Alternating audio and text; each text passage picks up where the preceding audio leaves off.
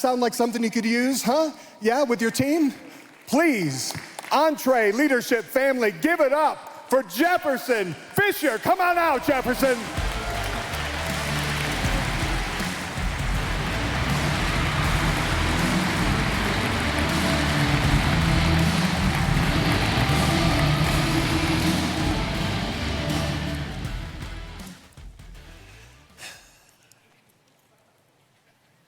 About last week, my wife and I were getting ready for a fancy event in our small town in Southeast Texas. I had on a tuxedo. And as the one to get dressed first, that means I'm immediately banished to the car so as to prevent me from hovering, so I'm told. So I'm sitting there in the car, it's nighttime, I'm feeling like some kind of mob informant, just waiting. She comes around, she opens the car door, interior lights come on, and she's dressed up head to toe. What I meant to say was, oh, I love what you're wearing. What I actually said was, oh, is that what you're wearing? Have you ever said anything that as soon as it just came out of your mouth, you could see it almost floating like a bubble? And you know, you done messed up. Everything slowed down. I looked at her, she looked at me, her face went in a scowl, and she goes, yes, that's what I'm wearing. My whole system said, danger, Jefferson Fisher, danger. I quickly tried to change the subject. I said, oh, is it new? She said, no, it's not new. I've had it for 3 years. I've worn it at least 6 times. And my hands got blisters from the shovel that I'm just digging myself into. She goes, what, do you not like it? I said, no, I like it, it's fine. She said, fine. I said, this is the part where I stopped talking. She said, no, this is the part where you get out and start walking. Why are we so bad at good communication? Face-to-face is one thing. Text is not any better. Not too long ago, I got a text from my mom. She was asking a question about the family car. It was a white Nissan. It was the car that I had all throughout college, law school, and it made its way down through all of my siblings. I'm the oldest of 4. I get this text out of the blue. She said, do you know how many miles are on the white Nissan? I replied, no, ma'am. You don't have any idea what the mileage is? No, ma'am. Okay, I thought you would know how many miles were on the white Nissan. I finally replied, Mama, I don't know how else to tell you. I don't know the mileage on the white Nissan. She replied instantly, that's fine, Jefferson. I just don't like your attitude.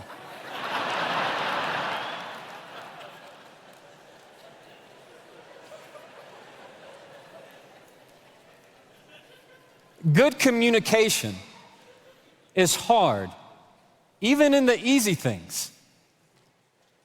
It's even harder in the difficult things. About 3 years ago, I was preparing for a difficult conversation with my dad. And I knew, without a doubt, he was not going to like what I had to say. I was leaving the firm, the law firm, where we both worked. Any of you ever work or have worked with family before? Raise your hands. It's hard, right? See, he didn't hear it as me leaving the law firm.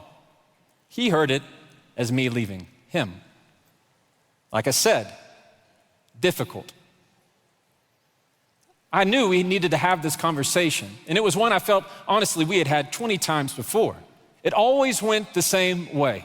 I would bring it up, we would start talking, one of us would get heated, one of us would say something too far, we'd end it only to repeat the conversation weeks later. I always knew I wanted to be an attorney. It's not like I didn't have choices. It was just a family business. I was the kid who got picked up after school and got put in my dad's deposition while he finished it. I watched more closing arguments than most practicing attorneys. Why? Because I'm 5 generations of attorneys. I'm talking great-grandfather, grandfather, my dad, uncles, great-uncles, cousins, you name it, all trial attorneys, federal judge, county attorney, district attorney, and a slew of trial attorneys. And I know what you're thinking. You've seen those billboards, the ones in your town. I know what you're thinking. The ones that are like, have you been injured? I'm the Texas cheese grater. Call me and get that cheddar now. We're not that kind. We're not that kind, I promise. The issue was I couldn't drop it. I couldn't let it go. Like many of you, I knew I wanted to start my own business. I knew I could do it. It wasn't like I was having a bad time. I had a wonderful career. I had made partner at the firm. I was representing big clients. I just didn't feel like I was really moving the needle in my own life. I was having more fun representing our 80-year-old neighbor, Goldie. I do legal work for free, and she paid me in green beans and squash. Still, to this day, one of my favorite clients. I knew this is something I needed to do. You've all been there. I took a big breath, said, Dad, you're not gonna like what I have to say. 3 weeks later, I went from 15th floor, 2 paralegals, three secretaries, to alone. I'm talking alone. Anybody been there? It's just me and my laptop, surfing coffee shop to coffee shop. I didn't even have a printer. But man, I felt like I could run 100 miles. I was just had the adrenaline of a new business owner in my system. Nothing could get me down. My son had just turned 4, my daughter was 2, so I was just, I'm going. How many of you can relate to that feeling? You just have that feeling, I'm in it, I have this adrenaline, nothing's going to hold me down. And in that moment, I thought, well, dang, I need to be on social media. I didn't know what I was doing. I had 800 friends that were all friends from college and law school and people who used me as just their neighborhood attorney for anything that possibly could go wrong in their life. Usually on a Facebook message, I knew right away. So, well, what am I gonna do?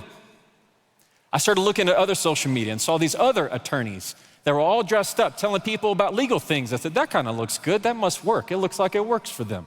So what did I do? I hired the only person I knew with a video camera. I paid him money and we made a video. I was gonna talk about law things. Why? Because I'm a lawyer. I do law things, so why not talk about that? I had a suit and tie and made it, and I was so nervous to post it. Any of y'all got nervous before a post?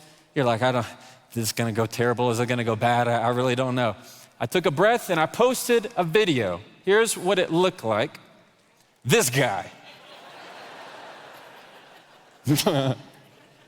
I thought this would solve all of I didn't have any problem. I thought this was gonna be it. I would post one video, cases would just come pouring in. That's how it went, right? That's how it's supposed to go. Transactional, easy. You put money in, you get cases out, ta-da. You know how many people saw this? Get ready. 0. 0 people saw this. I don't mean in the metaphorical sense. I mean the number at the end, at the bottom of the video said 0. I had to Google, why do my videos have 0 views? Do you know what that feels like? I paid money for this thing.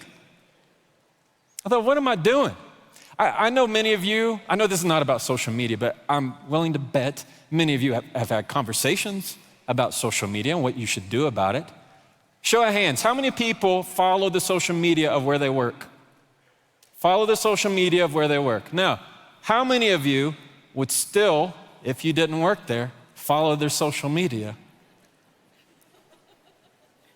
Probably not nearly as many is my guess. See, I made that mistake because I wouldn't have followed that guy. That guy looks like he would call himself the Texas cheese grater, something like that. I said, what am I doing? What do I want my life to be, my legacy? What am I sharing? I decided I needed to look like a lawyer instead of just be a lawyer. I decided to share what had been a gift, something that my parents had prayed over me my whole life. And this was the prayer. It'd say, "Dear God, give Jefferson wisdom and always be his friend." That was my prayer that my parents prayed to me every single night. And it's the prayer that I give my kids. My family, my wife, and 2 kids are here today. And it was a gift of wisdom, and it was a gift of communication. And it's something that I shared throughout my life. And I thought, well, why don't I just skip the whole law thing and just tell them what's on my heart? Why don't I teach people how to communicate? So I didn't have a camera, but I grabbed my phone, and I had my truck, because I didn't have an office.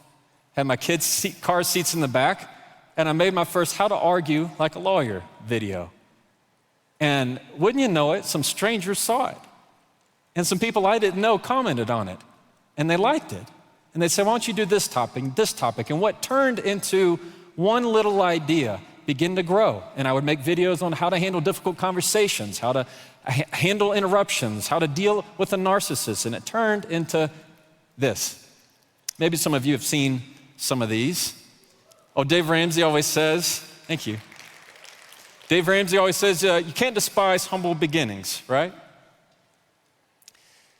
Before I knew it, in less than 3 years, I had over 6 million followers on Instagram, 12 million across all channels. I'm the most followed attorney, most followed voice of communication in the world. #1 communication podcast.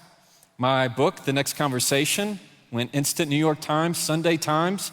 I help hundreds of thousands of professionals in the classes that I teach. And I'm telling you this because what I'm going to share with you today works. Before I get into that, I have to tell you, there was, when I was a 3L, my last year in law school, there was this guy. He was a new associate dean of student affairs. And he thought he was so cool. He thought he was the raddest guy around. He just wanted to be one of the guys. You might know him. His name was John Deloney. We became instant friends. I love John, John loves me, and you couldn't ask for a better human to be on this earth. Love you, John. I know y'all get to hear from him soon. Your words have power. They have the power to cut, they have the power to heal, they have the power to hurt, and it's the power to affect change instantly. Don't believe me? Take the level of this room right now. You feel it? You got it? Cool. I want you to turn to the person next to you right now and say, "You look good today."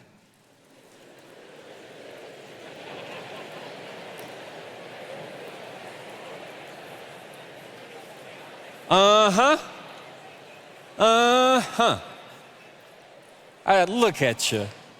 People getting bashful, their ears turning red, smiling. Look at you. How did that happen?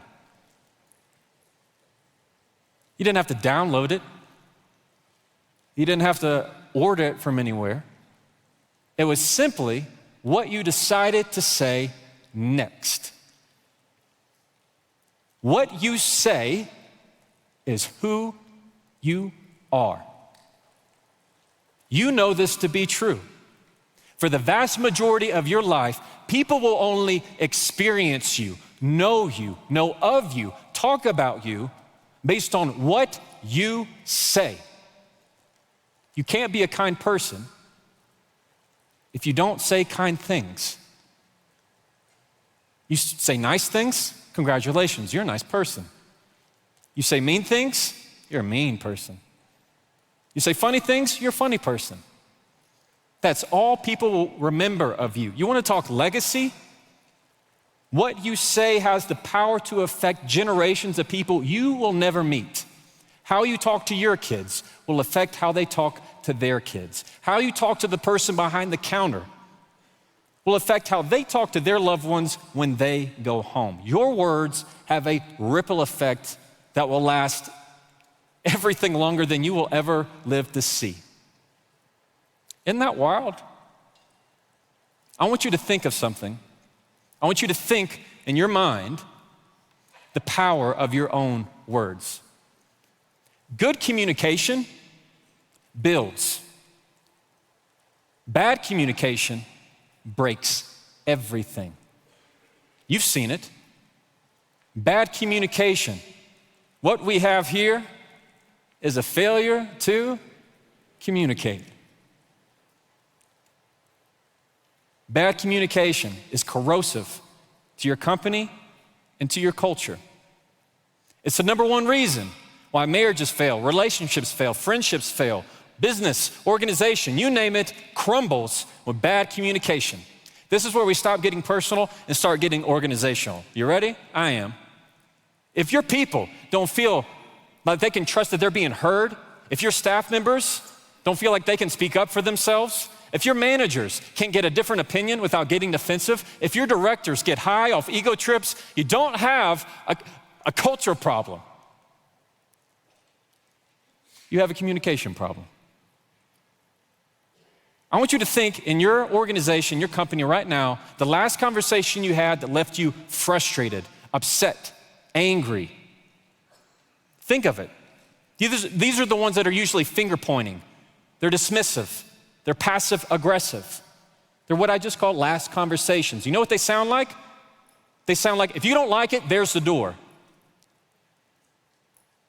They sound like, that's not my problem. They sound like, that's the way we've always done things here. If that's you, you don't need a new software. You don't need a new logo. You don't need a new mission statement. You need a new conversation. Because if you really want to change right now, your business, your culture, your company, you have to change your conversations. If you know how to do it. Today I'm going to share with you 3 rules of communication. And starting today, say today. After today, you're not going to have last conversations. You're going to be focused on the next conversation. The one is going to improve your business, to hone it, to sharpen it. Rule number 1, say it with control. I'm going to share a story with you right quick. Not too long ago, I was taking the deposition of a man named Bobby LaPrey. Now, Bobby was the biggest human man. Is there another kind of man? I don't know why I said human man. He's the biggest man I've ever seen. I barely came up to his chest. I needed his testimony. See, he had been an eyewitness to the scene of an evening, and I needed to get some information from him. He's sitting down, and I start questions. I'm just as kind and respectful, as nice as anything I could possibly be, mostly out of just sheer self-preservation with this guy. I start with the basics, asking, where were you at this time? What happened next? What did you do next? What did you see? And it became very clear, very quickly, that Bobby LaPrey did not like me. And because of that, you know what? I don't think I liked him much either. I saw the signs. His hands started to ring. He started to move around in his chair. His breath got heavier. He started to look more frustrated with every answer that he gave. The tension was growing in the air, and I stopped and I said, Mr. LaPrey, we have a problem? He said, no, but I got something to say. The court reporter almost just skedaddled out of the room. He said, you can cut all this buddy stuff, but he didn't say stuff. He said, you lawyers, the worst thing to happen to this country. All you do is confuse people and lie. I don't trust you as far as I can throw you.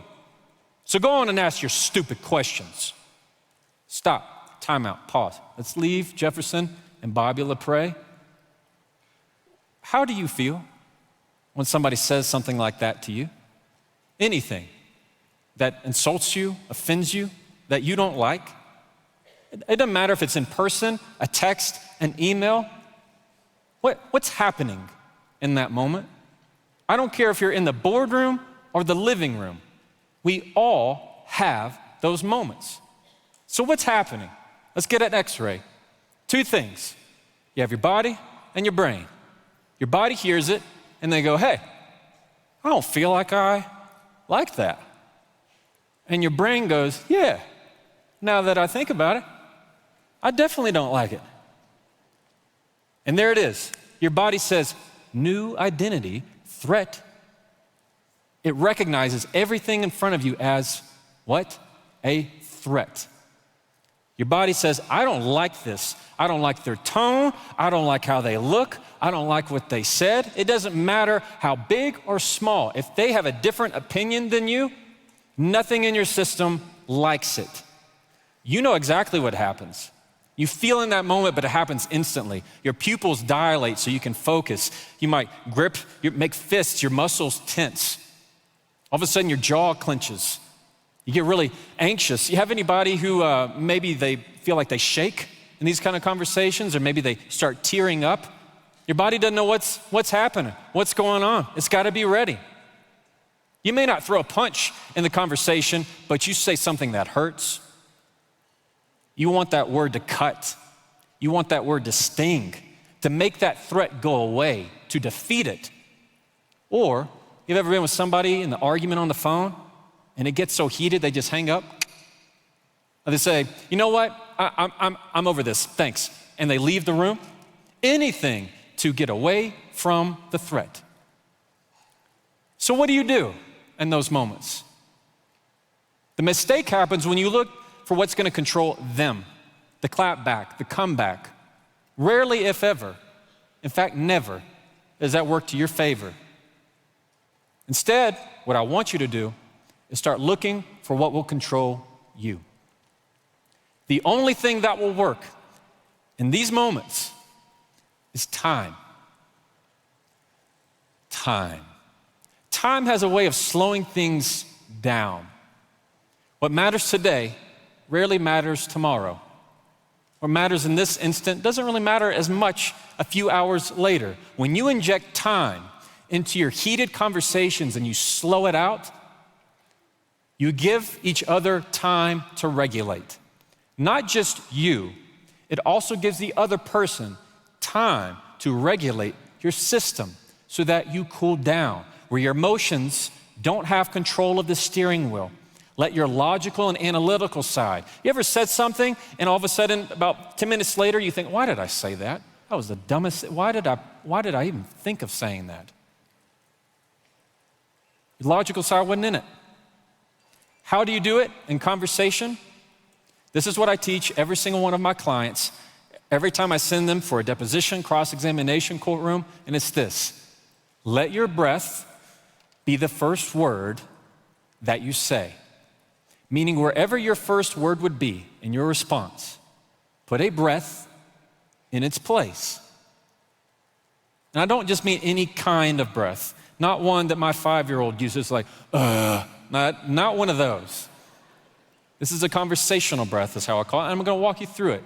You ready? It's gonna be all through your nose. 2 seconds in, one more second at the top, then release, exhale through your nose. I want you to do it one more time, but we're not gonna have it exaggerated. I want you to make as little noise as you possibly can. Ready? Let's do it again. 2 seconds in, one more at the top, release. Now, right about now, your shoulders should feel a little bit more relaxed. I want you to use this every single time you're on a call, you're in a meeting, you're in a conversation with somebody, and they're saying something you don't like, something you don't appreciate, something you start to prickle at and bristle at. Say it before you say something that you regret. When you put time in it, it gives you the ability to regulate yourself and choose, is this what I want to say? Is this the right time? And am I the one to say it? It helps, I promise you. And in that moment with Bobby LaPrey, I very much needed a conversational breath. You ready? Time in. So go on and ask your stupid questions. Stupid? Huh. I'll show him stupid, I thought. There was one of us here who graduated high school. One of us didn't. You ever thought of some mean stuff? Come on, y'all can be, I know you go to church, it's fine. I'm saying, you ever thought of some mean stuff you want to say to somebody? I did. It's telling. When somebody gives you a level 3, when you start the conversation at level 3 and they have a big overreaction to a level 11, it tells you something. It says they're having a conversation in their head that you weren't invited to. Something else going on. Something else more than just the white Nissan. I intended to find out. I took a breath and I waited about 7 seconds. Sometimes you have to let the dust settle. And I said, well, Mr. LaPrey, maybe so. Then I asked him a question. Don't worry, it wasn't, is that what you're wearing?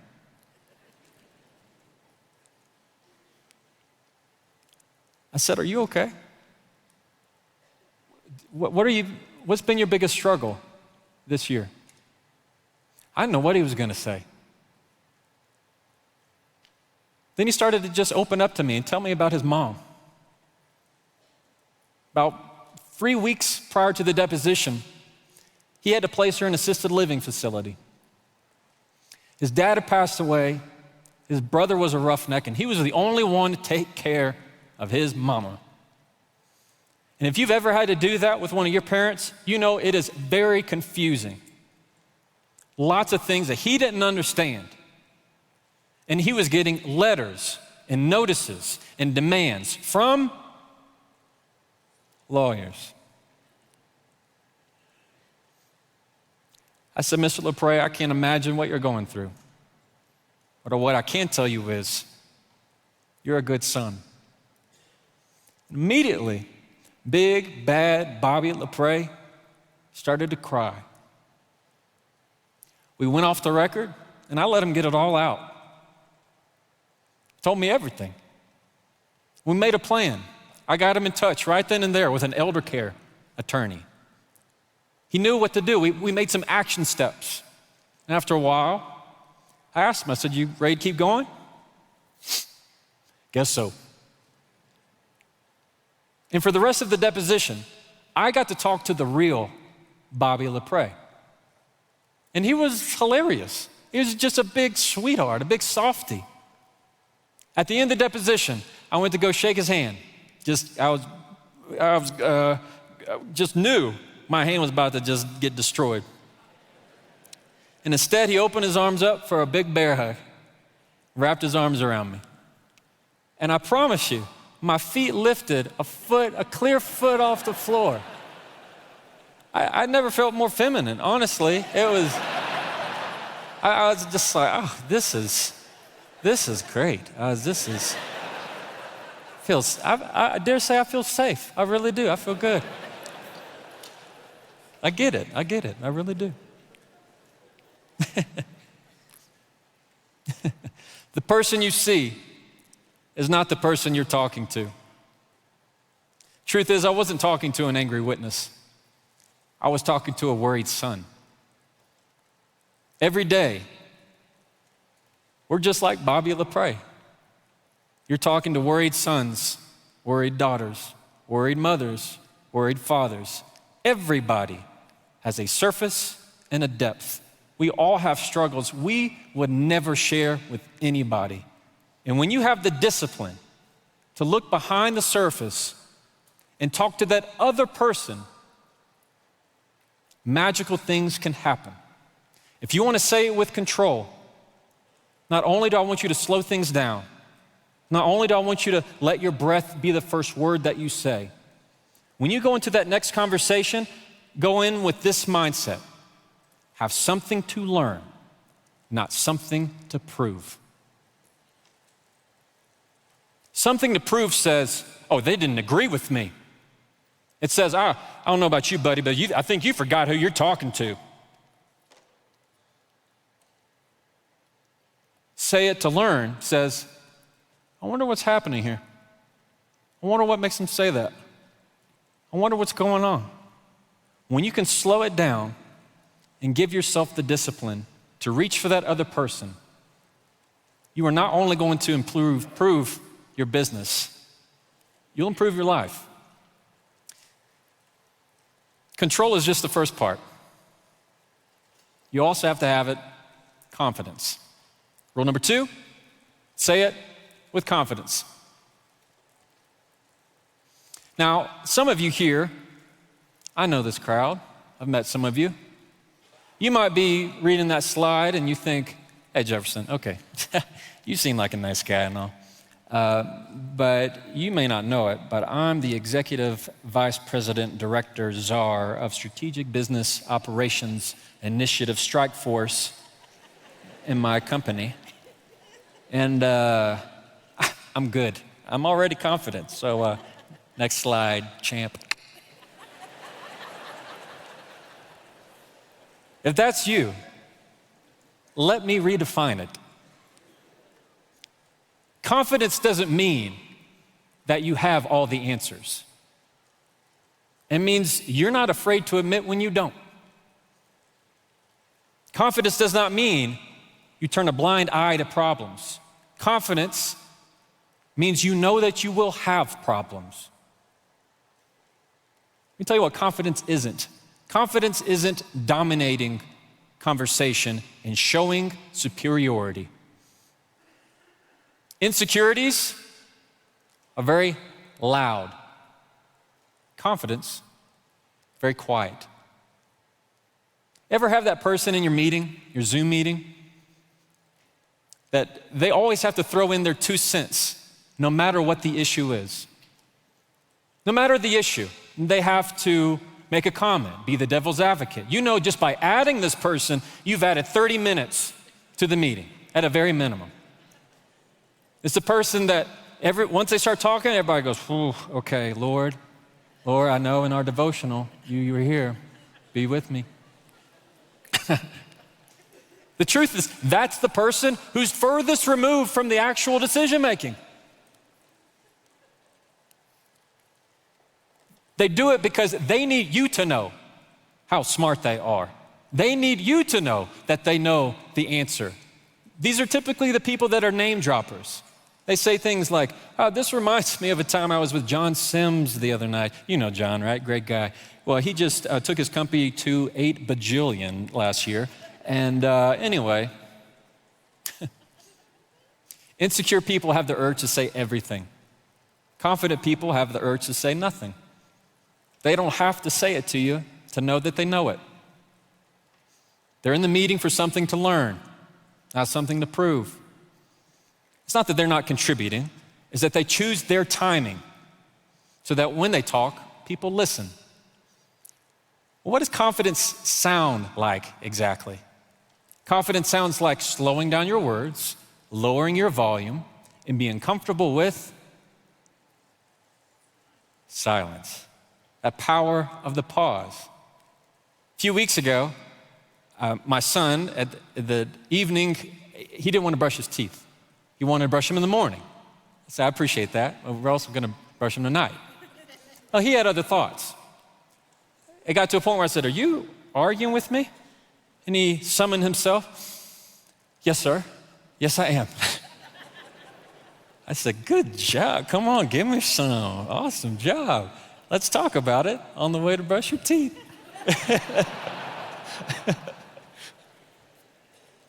Confidence sounds a lot like less. If you want to know who has the real authority in an organization, look at their emails.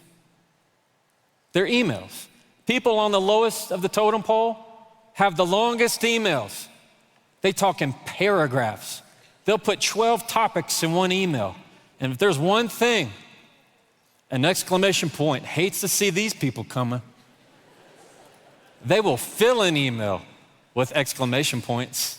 Not just one, maybe 2, maybe 3. They might even capitalize "so." Thank you so much. When you're on the higher end of the totem pole, they don't even use full sentences. I once wrote an email to a CEO, and I laid out every legal issue. I thought it was perfect. I mean, I should have framed it. I was so nervous before I sent it. Any of you felt nervous before sending an email? Like your finger hovers over the mouse. You're like, this is the moment. I sent it, and I waited, and I waited. Well, I got it back. You know what he said? Thanks. He didn't even put a period. Heck, he didn't even capitalize the T. It's not personal. He's in it for efficiency. They don't even use complete sentences. Confidence doesn't need to explain. It asserts. It uses an assertive voice. That means it's not going to over-apologize when we say, I'm so sorry, in every other sentence. I'm so sorry, I'm just now getting back to this. Oh, I just am now getting back to the office after my vacation. Sorry. Stop that. When you over-apologize, you're slowly watering down your own self-esteem. Instead of the, so sorry, I'm just now getting back to you. So sorry, I'm just now seeing this. Use words of gratitude. Thank you for letting me respond to this. Thank you for your patience. I appreciate the time to respond. When you say, thank you for your patience, you know what they think? I am so patient. You're so right. I am a patient person. When you say things like, thank you for giving me the time to think on this, they go, oh my gosh, this is gonna be really great. They're thinking you're gonna come together with just the most intentional thing you've ever written because you took time to think about it. Get rid of your adverbs. Those are words that end in ly. So essentially, basically, clearly, literally, just, so, words that just litter your sentences. If you want to sound confident, stop putting ice into your sentences. Serve your words neat. I promise, it'll go better. If you want to sound confident, stop undercutting the value of your words. Like, hey, I hate to bother you, but this might be a dumb question, but I might be wrong about this. By the way, anybody who says that never thinks they're wrong about it. I might be wrong about this, but no, you don't. You don't think that. I had somebody on my team, when she first came on, she would begin with, okay, you can totally let me know if you hate this. And when she started talking, you know what the first thought in my head is? I think I kind of hate this. Don't do it. Instead, use words that add on to. I want to add on to what you said. I want to take this further. Build upon your sentences, not take them away. Last is the phrase, does that make sense? I might step on some toes on this one. I know why you use it, because you want to make sure that what you're saying makes literal, actual, logical sense to them. But when you say it to the other person, you're really saying one of two things. Either one, you don't think they grasped it, so you want to make sure they're smart enough. Or two, you're not really sure that you know what you're talking about. Instead, I want you to use the phrase, what are your thoughts? Do you have any questions? What do you think? Add progress, momentum to your sentences. Let them ask. If you want to be confident, don't be a waterfall, be a well. A waterfall gushes information so fast, so much, the message gets lost and swept away. A well is totally confident in the depth of its knowledge. And if somebody has a question, you will be there to give them exactly what they need in the exact amount. Does that make sense? Saw what I did there, huh? Saying it with confidence is the bridge between self-awareness and connection, which leads me to my last rule. Say it to connect. I want to do something real quick here. Let's assume all of you are just one person, and I just sent you an email. It says, we need to talk. Everybody loves that email. We need to talk. You come down to my office, and I say, how are you? You good? Yeah, how are things? Have you seen the weather out there? Did you have that pickleball game? Yeah, oh, that's crazy. We love to say that's crazy for things that aren't crazy at all. Oh, did you see that? The weather, those clouds, that's crazy. Oh, that's wild. So listen, you've been great, and who here is a little already just uncomfortable with this conversation? Just the anxiety of this conversation. It's what we do. anytime we need to have a difficult conversation, we delay it. That's the opposite of connection. The opposite. Let me tell you real quick what connection is. I know it sounds woo-woo, it's not. It's two things: understanding and acknowledgement.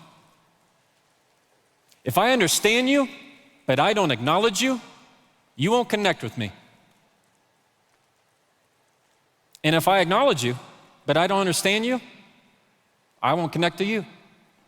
You have to have both. And we have this bad habit of delaying connection. We like to add and begin with the small talk, the soft stuff, the soften the blow. Soften the blow for who? For them? No, never makes it better. It's for us. We're the ones, after all, having to deliver the message. We think about it while we brush through our teeth, while we're getting ready, we drive into work.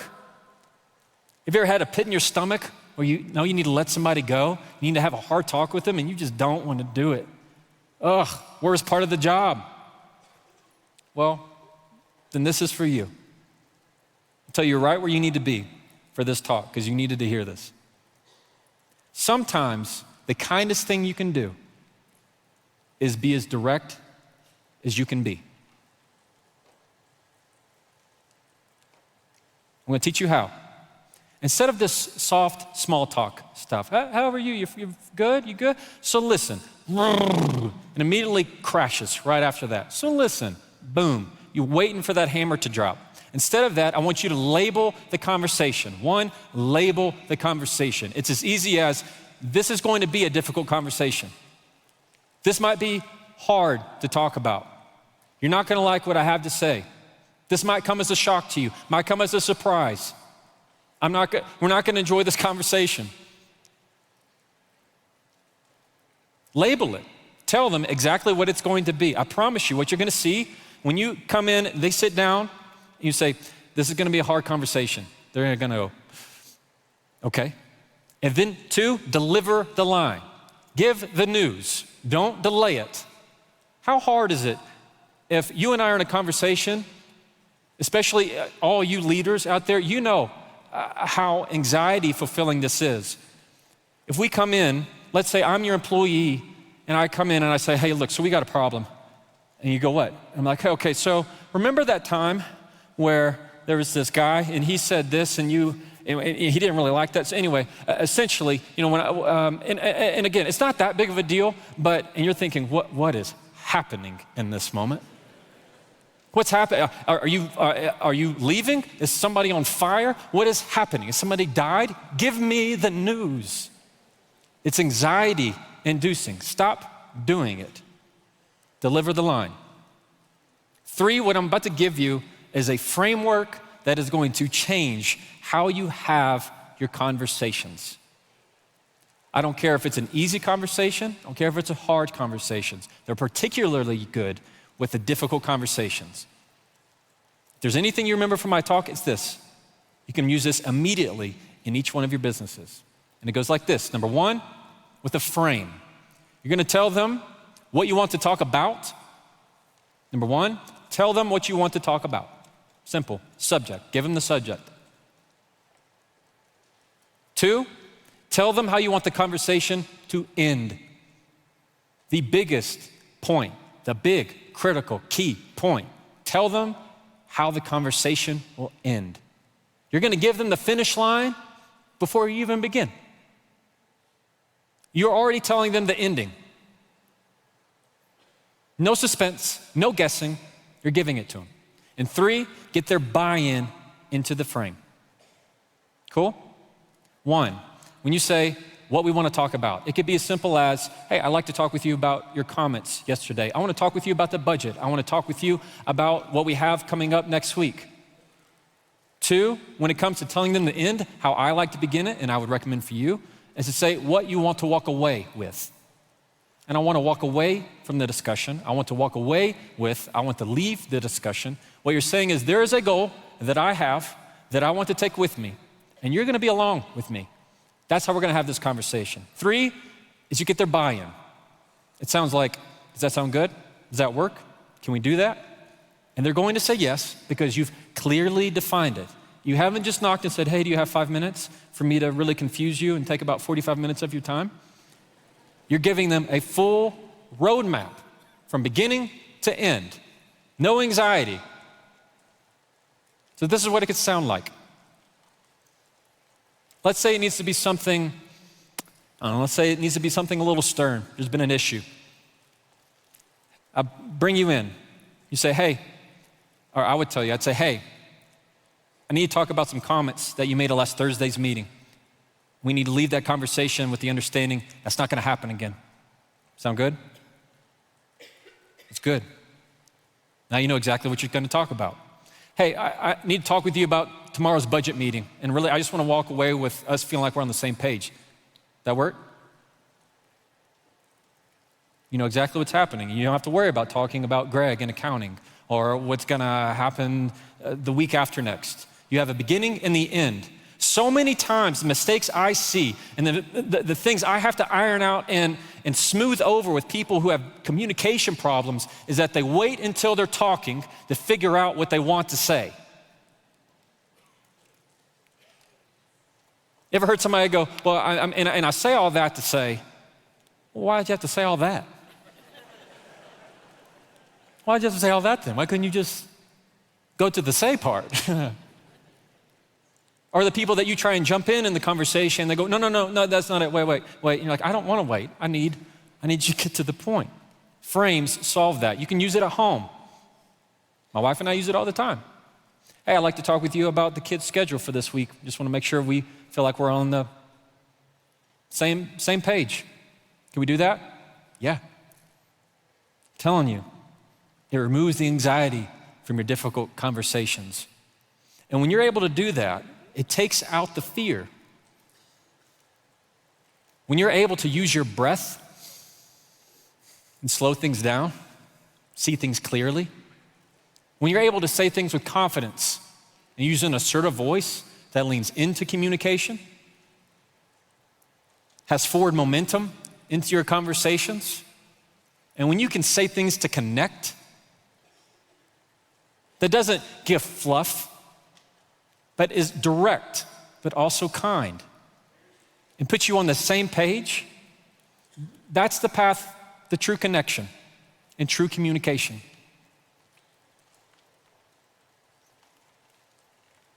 I love frames, and I very much needed one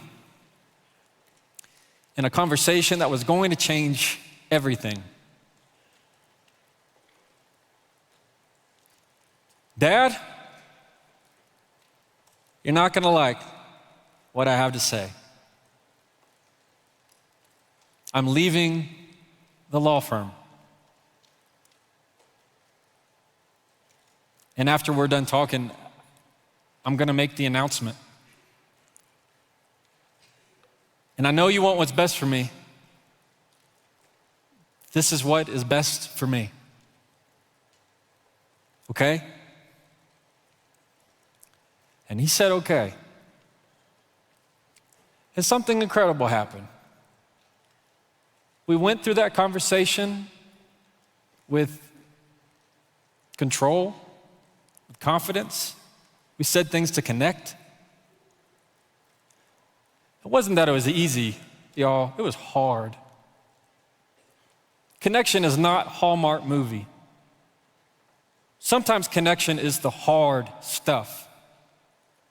I can still disagree with you, still connect with you.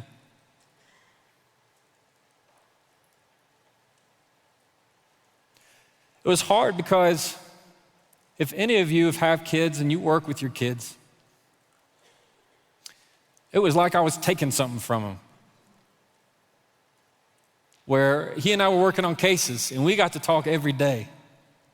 And I don't get to see my dad, hardly ever tear up, but he did.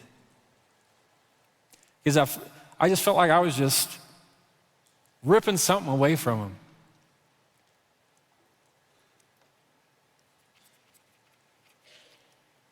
About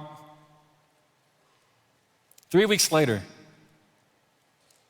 I was about 4 months later.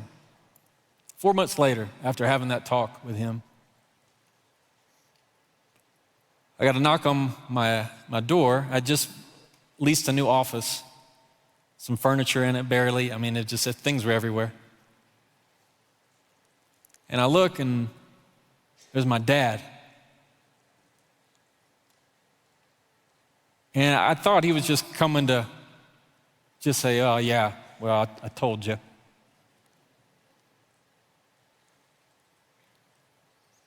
Instead, what he said was, well, still got room for the old man? I said, what? He said, I don't know how much longer I'm going to be practicing law, but for however long I do it, I want to do it with you. And so he came and joined me. And we get to talk every day and work on cases. We have 2 locations now. We got 25 employees, and I couldn't ask for anything better. Thank you.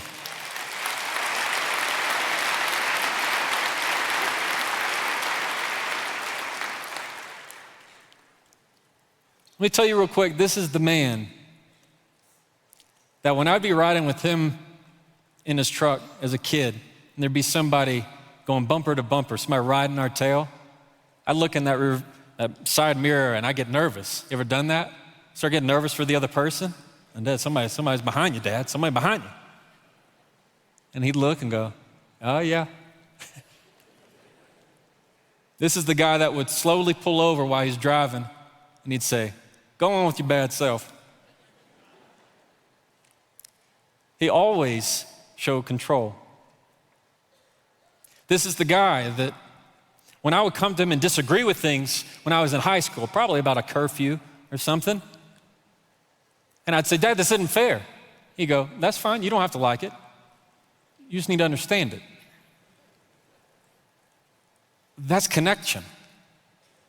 You know how relieving it is in some way when you can tell somebody, you don't have to agree with me. No, it's fine. You're free to disagree. That's how you show control. That's how you show confidence. And that's how you say to connect. Every word matters. What will you do with yours? I hope that you realize that your next conversation has the power to change everything. Thank you very much. Thank you. Thank you, thank you, thank you. Jefferson Fisher, everybody. Thanks, man. Good stuff. Thanks, brother. Give it up for him one more time. Jefferson Fisher, everybody. Thank you. Good stuff. Fantastic.